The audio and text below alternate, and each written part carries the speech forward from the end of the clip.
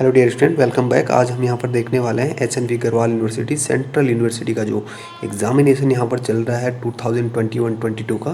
Chemistry का paper first था आज, इनऑर्गेनिक केमिस्ट्री, जिसका कोड है 001 और इसके लिए 2 आवर्स दिए जाते हैं। मैक्सिमम मार्क्स जो यहाँ पर होते हैं 60 होता है और यहाँ पर टोटल क्वेश्चन आपके पास 8 होते हैं, जिनमें से आपको किसी 4 को अटैम्प्ट करना है and all questions carry equal marks, यानी कि 15 मार्क्स का एक क्वेश्चन होता है। पहला क्वेश्चन अगर हम देखें यहाँ पे तो वैलेंस या इलेक्ट्रॉन पेयर रिपल्सन से पूछा गया है, यानी कि वेस्पर थ्योरी से, जहाँ पर आपको ज्योमेट्री के बारे में एक्सप्लेन करना है। ICl2- SF4O xenon tetra fluoride XeF4। ठीक है, तो ये आपका इलेक्ट्रॉन पेयर, बॉन्ड पेयर और लोन पेयर के बेस पे आपको ज्योमेट्री एक्सप्लेन करनी है। और दूसरा क्वेश्चन जो हमारे पास है यहाँ पे 2 पार्ट में डिवाइड है।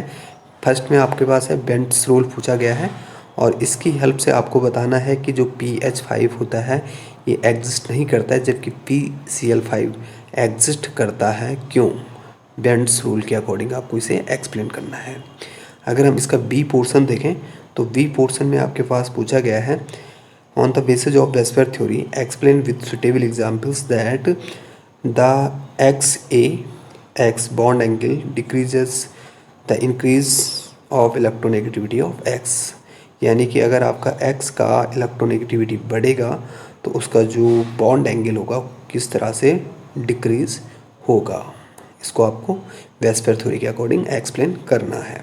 क्वेश्चन नंबर 3 में आपका पोर्शन ए में दिया हुआ है आपको, compare the compounds of oxygen sulphur on the basis of effect of pi bonding. Pi bonding के बारे में आपको यहाँ पर सल्फर एंड ऑक्सीजन का पाई बॉन्डिंग यानी कि डबल बॉन्ड या ट्रिपल बॉन्ड के बारे में आपको यहाँ पर दिखाना होगा। हालांकि ऑक्सीजन डबल बनाता है, सल्फर भी डबल बनाता है, तो इनका जो डबल बॉन्ड वाला नेचर होता है इसके बारे में आपको एक्सप्लेन करना है। आगे देखते हैं 3 का जो सेकेंड पार्ट है वाल्स डायग्राम से रिलेटेड है और यहाँ पे पूछा गया है on the basis of Walsh diagram explain formation of linear angular structure of triatomic molecules. जैसे आपके पास ट्राई एटोमिक मॉलिक्यूल जो होते हैं जैसे वाटर, तो इसका फॉर्मेशन आपको यहाँ पर बताना है। क्वेश्चन नंबर 4 में अगर हम देखें तो यहाँ पर आपको पूछा गया है how the overall stability of constant of a complex is related to its stability constant. मतलब आपको यहाँ पर overall stability and stepwise stability constant में रिलेशन ड्राइव करना है। ठीक है, β1 β2 इस तरह से आपको यहाँ पर लिखना है। इसी में सेकंड पार्ट आपके पास है कि how does pi bonding ligands help in stabilization of the metal complex. तो पाई बॉन्डिंग जो बनती है मेटल में, मेटल कॉम्प्लेक्सेस में, वो किस तरह से स्टेबलाइजेशन करता है। तो एक तरह से यहाँ पर आपका कहीं ना कहीं बैक बॉन्डिंग वाला कॉन्सेप्ट यूज किया जा सकता है। क्वेश्चन नंबर 5 में आपके पास है describe the behaviour of complex which is both thermodynamically stable and kinetically लेवाइल। तो इसको आपको एक्सप्लेन करना है, कॉम्प्लेक्स से रिलेटेड ही आपके पास है थर्मोडाइनमिक स्टेबल, क्योंकि थर्मोडाइनमिक्स के टर्म में आपके पास 2 तरह के कंपाउंड बनते हैं, स्टेबल और अनस्टेबल। और काइनेटिक जो बेस्ड आपके पास कंपाउंड होते हैं वो लेवाइल और इनर्ट होते हैं। इसके बाद बहुत ही फेमस जो क्वेश्चन यहाँ पर होता है जॉन टेलर डिस्टोर्शन 5 का बी, एंड यहाँ पर इसके कंसिक्वेंसेस पूछे गए हैं, यानी कि इसका क्या इफेक्ट पड़ता है। कंसिक्वेंसेस मतलब इसके रिजल्ट क्या है। क्वेश्चन नंबर 6 में आपके पास है, आपको बोला गया है explain anation reaction in octahedral complexes. इसमें बी पोर्शन हमारे पास है, यहाँ पर पूछा गया है कि MOT प्रिफर्ड ओवर CFT, तो इसको आपको एक्सप्लेन करना है।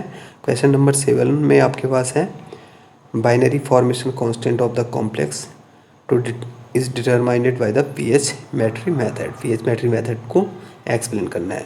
फिर बी में आपके पास है चीलेट रिंग, काफ़ी फेमस क्वेश्चन ये भी हुआ करता है कि जो चीलेट कंपाउंड होते हैं नॉन चीलेटिंग कंपाउंड की कंपेरिजन में ज़्यादा स्टेबल होते हैं, एंट्रोपी बढ़ जाती है वहाँ पे, तो इस तरह से आपको यहाँ पे एक्सप्लेन करना है। क्वेश्चन नंबर 8 का फर्स्ट पोर्शन आपके पास है D5P5 बॉन्डिंग, यानी कि जो D ऑर्बिटल और P ऑर्बिटल की यूज से पाई बॉन्ड बनता है उसके बारे में आपको एक्सप्लेन करना है।